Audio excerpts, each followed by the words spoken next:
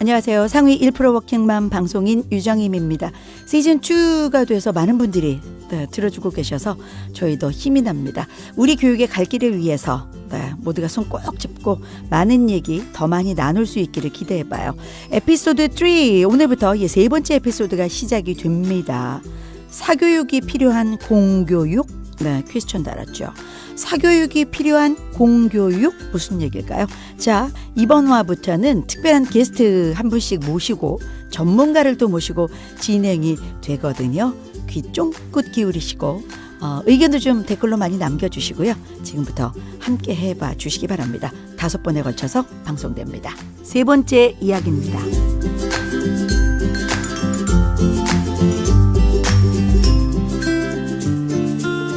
이상적인 이론을 몰라서는 아닌데 필요한 아이들이 너무 많잖아요. 그러니까 한두 케이스가 아니라 실제로 이제 그 과학도 너무 보면, 많은 애들이 학원을 다니잖아요. 과학도 보면 그런 진도라고 표현해야 될까요? 네. 어떤 부분이 있잖아요. 그러니까 이제 저희가 표현할 때는 개통과학이라고 하거든요.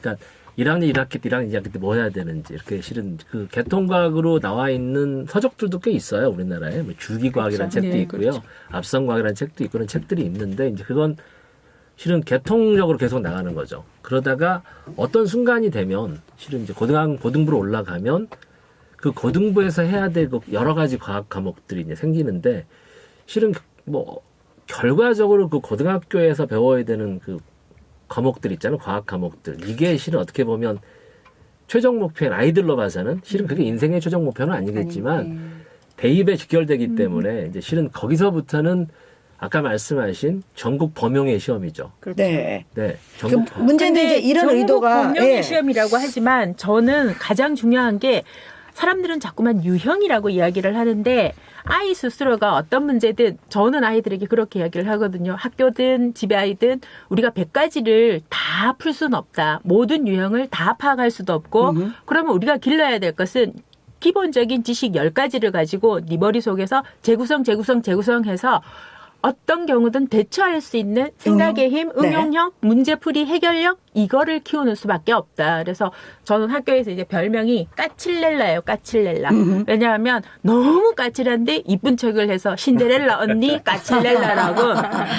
그래서 진도라기보다는 하나의 어떤 주제가 주어지면 끊임없이 질문을 해서 그 아이들이 서로 토론하고 해서 결론에 도출을 해서 어떤 부분이 스스로가 가도록 그래서 끊임없이 어떤 경우도 제가 먼저 답을 이야기해 주거나 하지 않으니까 애들은 너무 짜증이 나는 거예요. 처음에는. 그런데 그게 익숙하다 보면은 어느 순간 이걸 내가 배우지 않더라도 아주 작은 기초 지식만 있으면 그 다음에 문제들을 해결할 수 있다는 거죠. 네. 왜냐하면 저도 고3을 굉장히 오래 했었기 때문에 충분히 전 이해는 할 것 같아요. 그리고 모든 선생님이 다 이렇게 수업하신다면 정말 행복하게 고민 없을 거라고 생각은 하지만 맞죠, 그렇죠. 그거는. 이게 네. 또 가야 될 방향이고 공교육권에 그렇게 하시는 선생님도 많이 계실 거지만 일반적으로 봤을 때 일단 우리가 다 학원을 보내봤다고 그랬잖아요. 처음부터 안 가도 되는 게 아니라 다 가야 될 것 같아서 갔는데 안 가겠다 필요 없다 하면 정리를 해주기도 해요.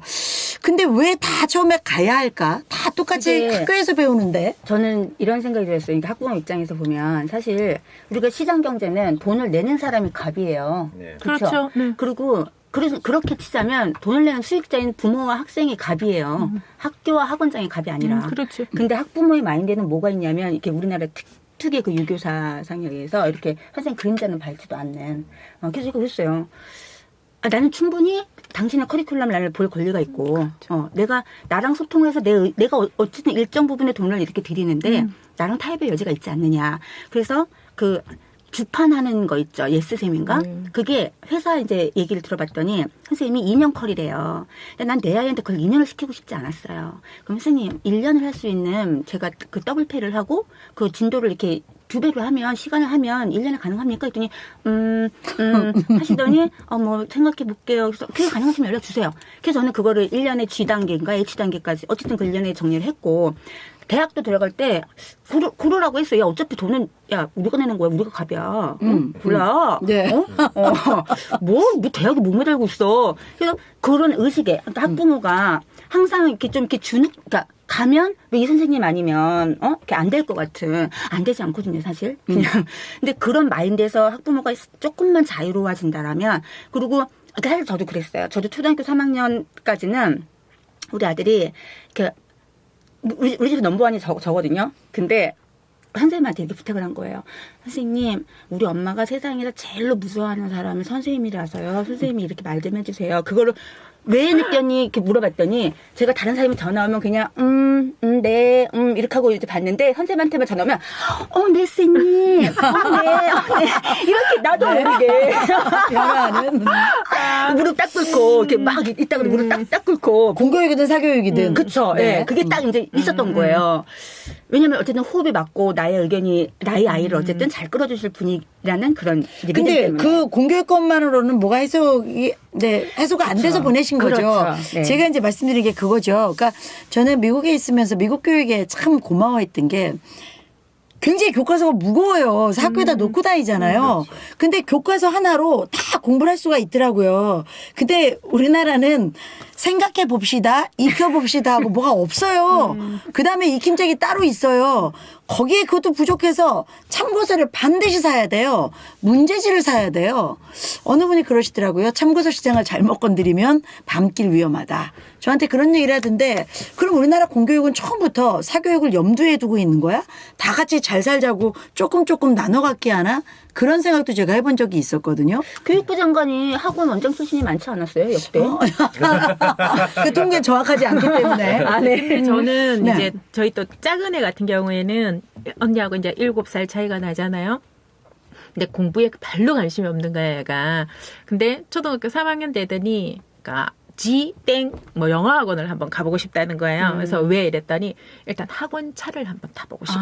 아이들이 다 타니까. 다 타니까 맞아. 그걸 내가 경험을 안 해봐서 그 다음에 원어민 선생님이랑 수업을 한번 좀 해보고 싶고 그래서 뭐 자기 나름대로 몇 가지 이유를 이야기를 하더니 2달을 다니더니 안 다닌다 그러더라고요. 그래서 왜 이랬더니 재미가 없대요. 그래서 왜 재미가 없느냐라고 이야기를 하니까 일단 자꾸만 3단 그 변화 그거 외우라고 그래서 그 짜증이 나서 좀 못 외우겠고 네. 그다음에 원어민 선생님이 들어오셨는데 뭐 어쨌든 자기하고 이야기가 막 몇 마디 하고 나면은 되게 많이 안 해준다는 거예요. 자기는 이게 막 하고 싶어서 갔는데 이제 그게 욕구가 안 채워진다. 그러고 난 다음에 학원을 정 안 다녔어요. 근데 고등학교 딱 들어갔는데 첫 시험을 수학을 또 이야기를 해야 된다. 이거 전국에 또 다 나가겠구나. 네. 23점을 맞아온 거예요. 근데 남편이 경제학도인데다가 수학은 진짜 지금도 수능 문제를 풀 정도로 그러니까 남편이 딱 그 수학 시험 성적표를 보더니 자기 기준에서 이야기하는 거야. 정빈 양, 혹시 수학은 만점이 30점입니까? 근데 저희 아이는 또 이제 너무 당당하게 아닌데요. 100점인데요. 이래서 그래서 이거 어떡하겠느냐고 이러면서 아빠가 이제 시험지를 좀 보자 이랬는데 제가 학교 선생님인 게 그때 그렇게 고마울 수가 없어. 왜냐하면 공부를 못하는 애는 시험지가 없거든요. 왜요? 그 시험지가 뭐가 좋아서 갖고 와. 그냥 버리거나. 구겨가 버리거나 뭐 어디 처박아 놓지 절대로 공부 못하는 애는 시험지가 없어. 그러니까 공부를 잘하는 애들이야 오답 노트 만들고 특히 또 뭐 학원에서 가지고 오라 하면 또 챙기지만 우리 애는 그런 게 전혀 없으니까 어디 갖다 버렸겠지. 그러니까 애가 막 동공지진 일어나는 거야. 그래서 괜찮아 학교에 있다 그래. 그래서 이랬더니 일단 학교에 있는데요 하고는 어머니 저 학교에도 없어요. 이래서 선생님한테 가면 여분 있으니까 갖고 와.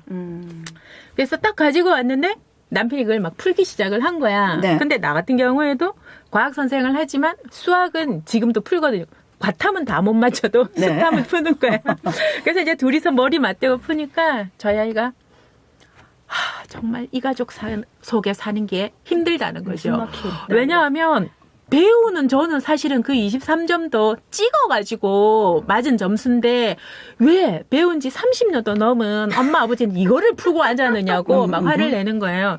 그래서 이제 남편이 학원을 좀 다녀보면 어떻겠느냐 이랬더니 아이가 이럴 줄 알고 자기가 브리핑 자료를 준비를 했다는 거야. 네. 그래서 뭐냐 이랬더니 자기 반이 44명인데 저희 아이는 방과후 수업도 안 하고 하는 애거든요.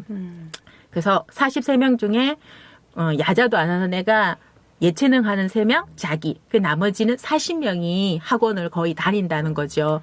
그런데 학원을 다 다닌데도 늘 1등부터 40등까지가 존재하는데 내가 왜 학원을 다녀야 되는가. 아, 밑에 있는 애들이 바뀌는 게 아니라 늘 뭐 그건 이제 거기 똑같다. 이제 비슷비슷한데 그러면서 하는 말이 학원이 필요한 아이가 있다. 이제 누구처럼 전교 1, 2등을 하는 애는 학교 수업으로 만족할 수 없으니까 이제 고퀄리티의 어떤 수업이 필요하고 그런 아이들은 그다음 필요하고. 또 자기 친구처럼 정말 중학교 때 공부를 안 하다가 인문계에 왔는데 도저히 수업을 못 따라가는 애들도 학교에서는 안 된다. 누군가의 도움을 받아야 한다.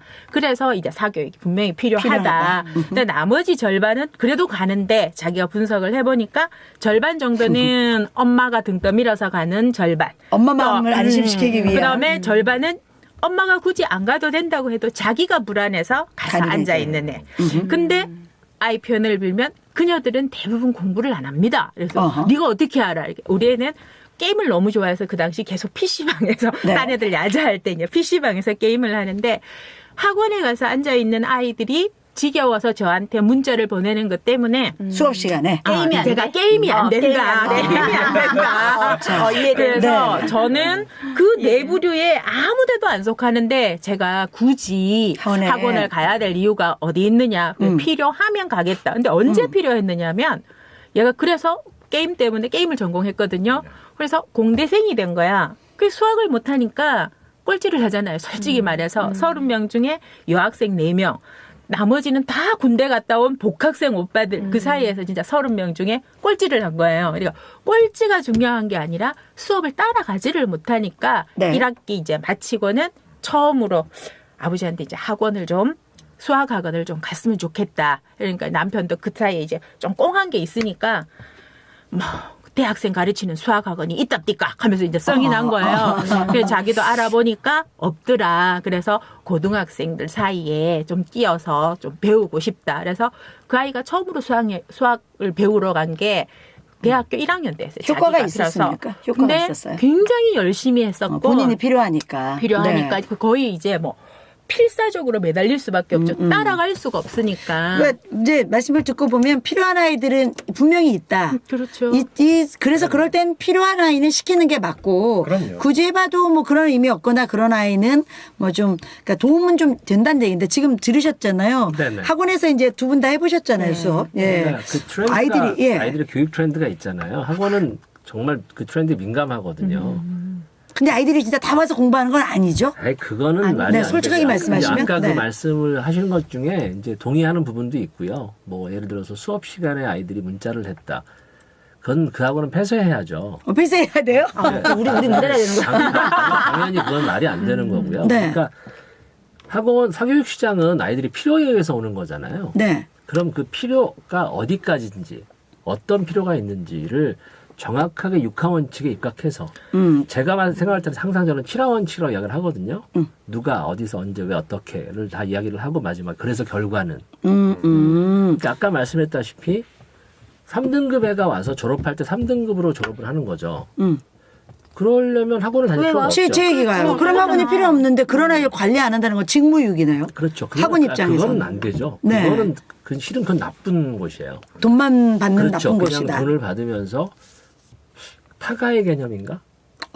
네. 그런 아이들 네, 관리해 아니 주는. 실은 제가 네. 영남 지역부터 실은 제가 전국을 최근 3년에 돌아다녔잖아요.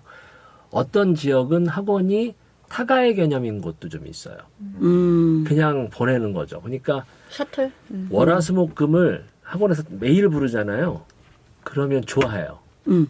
그 애들이 그냥 그 지역 정서는 어떤 지역을 제가 말씀드릴 수는 없지만 네네. 그 지역은 월화수목금을 다 부르는 걸 좋아해요. 예를 들어서 서울의 일부 지역이나 뭐 이게 해운대 마찬가지고 이런 지역들은 아이를 뭐 지금 대구에서 오실 때 네. 대구 수성 같은 곳 그렇죠. 이런 교육률 것들은 대단하죠. 월화수목금인데 월화수목금을 학원에서 부르잖아요.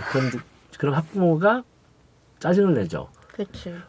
그러니까 일주일에 월요일은 이걸 해야 되고 딴 것도 해야 되는데. 네, 화요일은 지공부할 시간도 있어야 되고 실은 이렇게 스케줄링이 잡혀야 되잖아요. 어떤 그런 스키밍의 예세가 움직여야 되는데 실은 그렇지 않은 상황이 되면 그건 나쁜 거죠, 실은. 그러니까 정확하게 아이의 목적이 뭔지.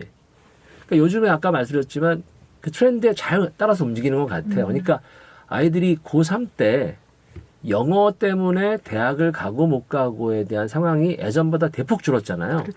그래서 실은 고3 영어 시장은 거의 뭐 찬바람이 불죠. 네, 거의 뭐 손가락 쪽쪽 빤지 오래됐어요. 지금 뭐 60~70% 정도 다운된 것 같아요. 전향하셨어요. 시장이. 그러니까 이제 되는 선생님들 몇 분. 네. 네, 이제 그것도 이제 예전처럼 지금 아이들의 목표가 100점이 아니거든요, 이제. 네. 절대 그렇죠. 평가가 A만 넘으면 되니까. 네, 절대평가로 바뀌었기 때문에 90점 넘으면 된다는 거는 결국 어려운 문제 3개는 틀려도 된다는 거니까 그러니까 아이들의 목표가 3개 틀리기거든요, 지금. 네. 그러니까 늘상 1개나 2개 틀리고 있는 애들은 학원 다닐 필요가 없죠. 실제로 그런 애들이 네. 저한테 와도 네. 저희 상담도 그냥 혼자 이 예. 정도 풀어보고 싶다. 이게 사실 이게 가거라. 티칭의 사교육 거죠. 시장은 이제 이렇잖아요. 제가 97년도에 이제 그 IMF 터져서 이제 유학을 갔다가 한국에 들어와서 처음 이제 과외를 시작을 했는데 저는 미국에서 배운 대로 어쨌든 제가 하는 대로 지금으로 이야기하면 그게 자기주도 학습이고 코칭이었어요. 그래서 이제 딱 애를 했단 말이에요. 근데 끝나고 나서 얘가 엄마한테 뭐라고 말했냐면 엄마 저 선생님 이상해. 채점도 나보고 하라 그러고 자기는 말도 한 개도 안 하고 나한테 맨날 질문만 해. 아무것도 안 가르쳐줘. 돈을 주는데 그래서 뭐 하다 가는 거야. 그게 잘렸어. 네, 잘렸어. 그거 나도 잘렸어. 공교육에서 그런 경험이 있잖아. 학생 중심 수업을 시작을 했더니 전부 다 쟤는 수업도 안 하고 월급 받네. 진짜로 자기는 아무것도 안 해. 수업 시간에 놀아. 맞아. 근데 애들만 죽으라고 시키고. 그게 해보면 떠먹여 주다가 아시겠지만 내가 공부를 해야 내가 공부하는 방법을 터득하는 거예요. 그러니까 저도 일주일 전 절대 안 해요.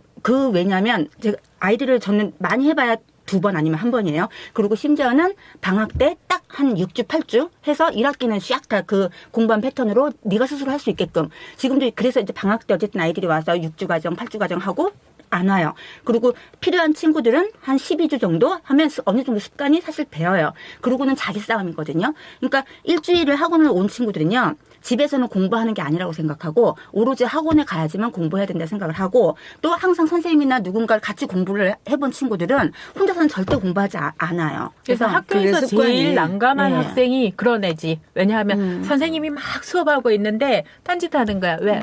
이따 오후에 가서 학원 가서 배울 거예요. 그러니까. 근데 학원 오늘 과학 학원 있거든, 과학 수업 있거든요. 이러는 거예요. 근데 또 그 아이는 학원 가면 또 잘 집중을 안 하는 이유 중에 내가 파악을 했을 때는 저거 아까 들었어. 그러니까 그렇지. 안 알진 않지만 착각을 하는 들었어. 거지. 아까 분명히 선생님이 뭐라고 했는데 내가 아는 건 아니야. 그러니까 이것도 아니고 저것도 아니고 제가 이제 학교 우리 아이에게 아까도 이야기했듯이 8시간 사람에게는 한계가 있다. 뭔가를 배우는 데 있어서 물론 막 저는 아이를 키우는 데 있어서 목표치 자체가 좀 달랐던 것 같아. 저는 그냥 우리 아이들이 좀 편안하고 그렇죠. 뭐, 느긋하고 정서적으로 안정감 있으면서 네. 그러니까 그냥 뭐 아마 고만고만하게 네. 살아도 괜찮다 뭐 이런 거. 그래서 저는 학교 다닐 때 굉장히 성취지향적이어서 친구들이 아직까지도 의문 중에 하나가 왜 이영미 딸이 전국 수석을 못하고 서울대 수석을 못했을까. 그나마 다행이네요.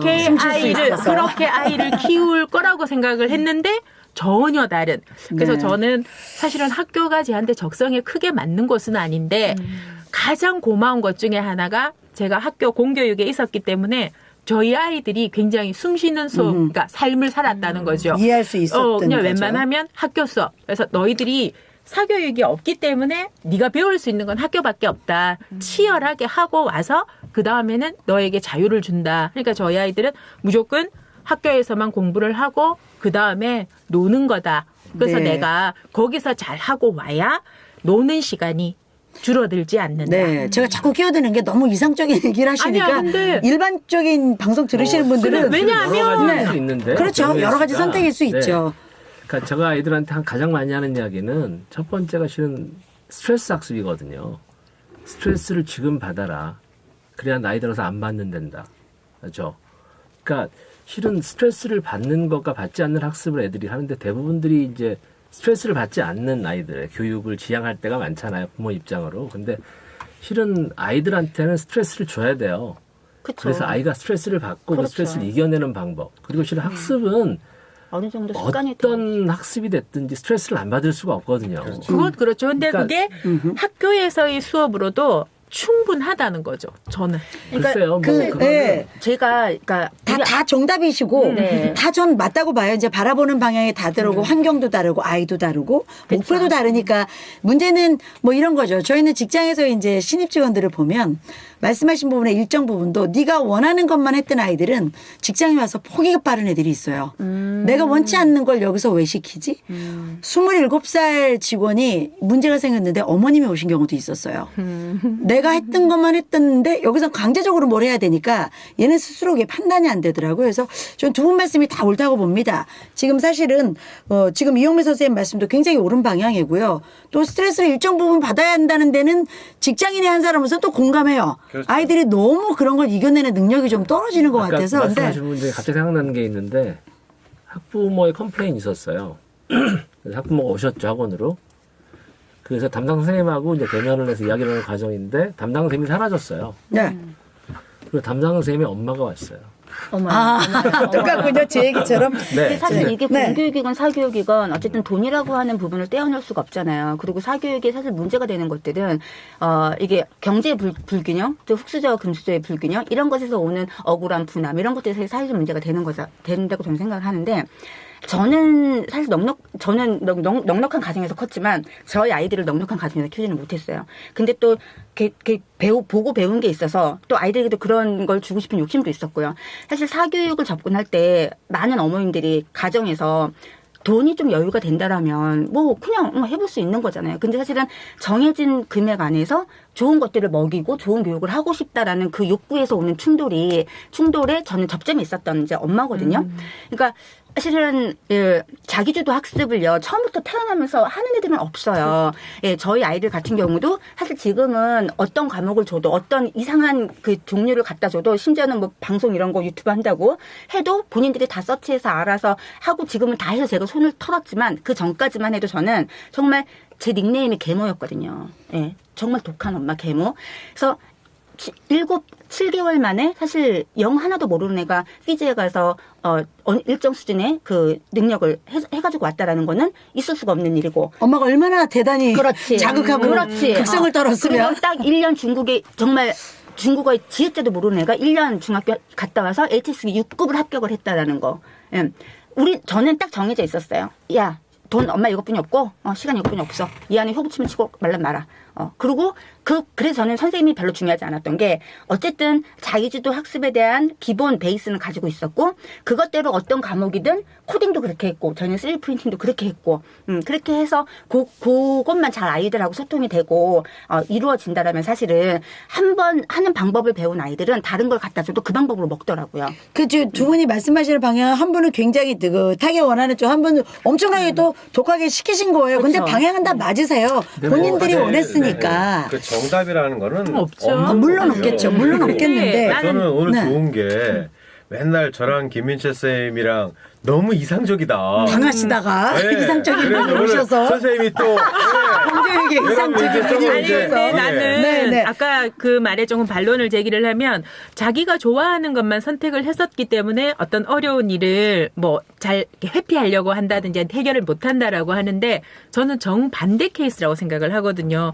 자기들이 원하는 걸 했기 때문에 그걸 끝까지 책임감을 가지고 이루어내고 하기 때문에 굉장히 자기 독립적이고 주도적이 되어서 도리어 엄마가 어떤 플랜을 짜주고 해서 그 안에서 계속 그러니까 수동적으로 움직였던 사람들이 내가 뭔가를 해본 적이 없기 때문에 아까 그 어떤 선생님의 엄마가 왔다 그러는데 학교도 마찬가지예요. 요즘은 임용고시가 너무 힘들기 때문에 너무 공부를 많이 하고 거의 뭐 요즘 스카이캐슬에 의사가 되는 만큼은 아니지만 엄마들이 플랜을 짜서 공부를 시킨 사람들이 선생님이 되는 경우가 많거든요. 그러면 어떤 업무가 딱 떨어지잖아요. 떨어지면 그걸 해결하려고 하는 게 아니라 실제로 엄마한테 전화하는 사람이 있어요. 네. 선생님이 엄마 교감이 나한테 뭐 이렇게 하는데 그걸 내가 왜 해야 돼? 이게 현실이에요.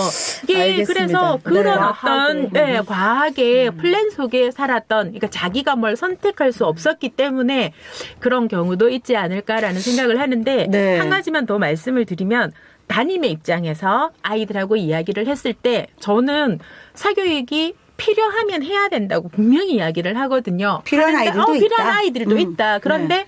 아이들이 가장 담임에게 하소연하는 건 하기 싫은데 억지로. 하기 싫은데 가야 되는 상황. 이제 거기에 대해서 뭔가 해결 방법이 있어야 되는데 네. 엄마에게 이야기를 하면 걔가 지금 뭘 알겠느냐고 힘들어도 지금 해야 지금 참고 해야 이게 아이하고 부모가 소통이 안 된 상태에서 그래서는 가기 때문에 부작용밖에 안 나타난다는 거죠. 네, 아니, 알겠습니다. 요즘에 자, 다음 이야기는 다음 화에서 이어집니다.